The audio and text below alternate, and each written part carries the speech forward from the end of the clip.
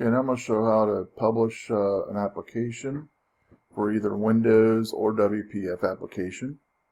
First thing you're going to do is right click on your project name. This one here is my calculator. Go to properties. I'm going to go to the signing area. Make sure this is unchecked, citing the click once manifest. If you don't uncheck this, you will have to create a manifest, and the other user will also have to have a password to install your application and to sign it. If they wanted to use your code later, also same thing, you have to have that password. So if you are sharing this amongst other developers, it's a good idea to sign it, and then just to give them the password needed to get into the dev in Visual Studio. Otherwise, if it's for friends and family, you can uncheck this sign the code, click once manifest, and uncheck sign the assembly as well, if it's already checked. Next thing, under security, make sure it's full trust. Enable click once security, and it's full trust. You might get a prompt from your antivirus about checking your app since it doesn't know the publisher. And you can bypass that in your antivirus or turn off your antivirus while you're installing the app.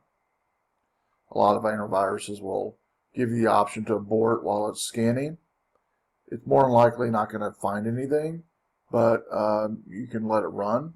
But some of your antiviruses might block it. On the publish path, what I recommend is the publish path to be in the same folder as your project you just compiled, and create a folder called publish. So I'll show you what I mean by that. If you click on that ellipsis, you'll go out to Visual Studio 2015 projects. Here's my calculator app that I created a folder. I hit the ellipsis or the create new folder button and create a folder called publish, and that's the folder that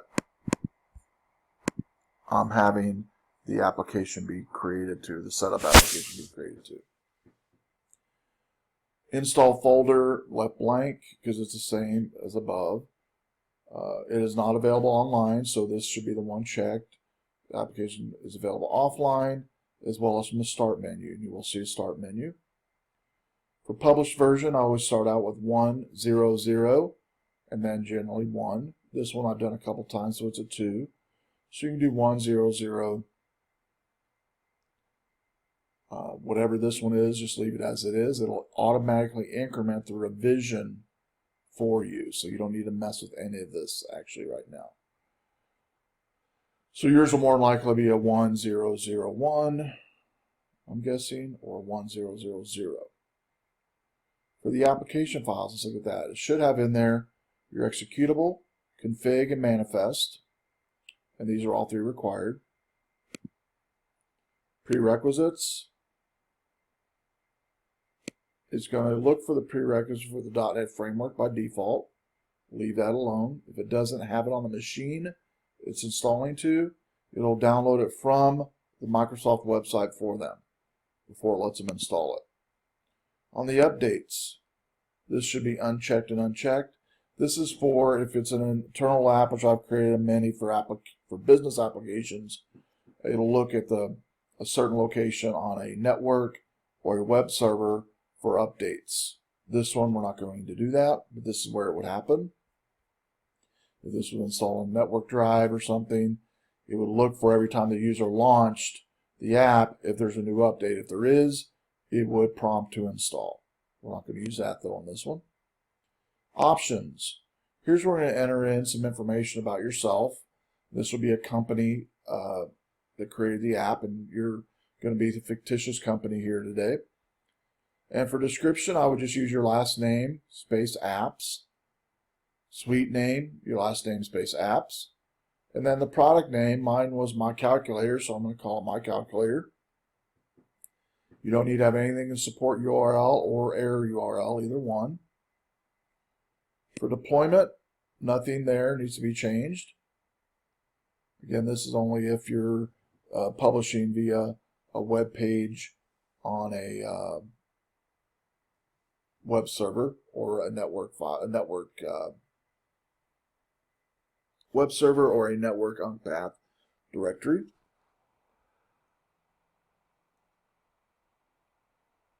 If you did use a web page, by the way, on the deployment web page, what it would do is create a new one every time, and it would open up that. This is what you would send the user to install. And so notice here is for CD installations automatically start setup when CD is inserted. So if you were to give it via CD, you could check this and it would automatically go to that setup page. But we're not going to do that for this example. Manifest, these should all be, for right now, unchecked. The only one you might check is the create shortcut for desktop.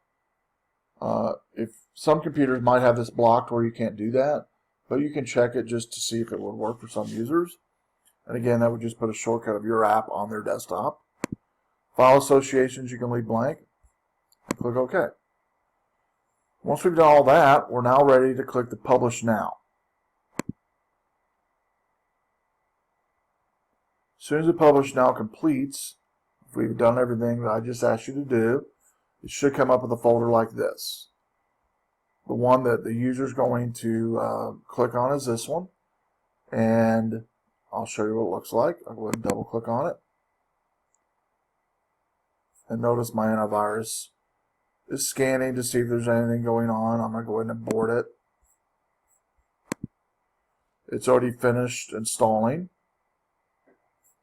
Now I'm going to go to the Start menu, and I should have a new section here for Conkle Apps. There it is. And there's my calculator. And so we've now successfully completed a setup install of my application. And you would do the same. So these files could be given zipped together and sent to a person and letting them know to double click on the setup file when they get it on their end, and it'll install their app in their Windows machine. Now let's see here real quick if it did set it up on my desktop.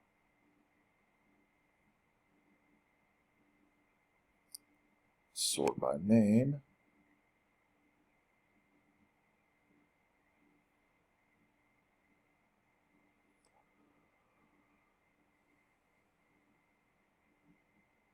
Yeah, mine, it looks like, did not set up the desktop checkbox, and yours might not as well. Windows 10, for security purposes, a lot of times will not allow a desktop shortcut to be created. But it did create successfully the Start menu and putting it in a new program path for you, which was your last name, space apps, with your application. So that shows how to set up and compile and deploy your application using Community Edition 2015. Enjoy it. Thanks. Bye-bye.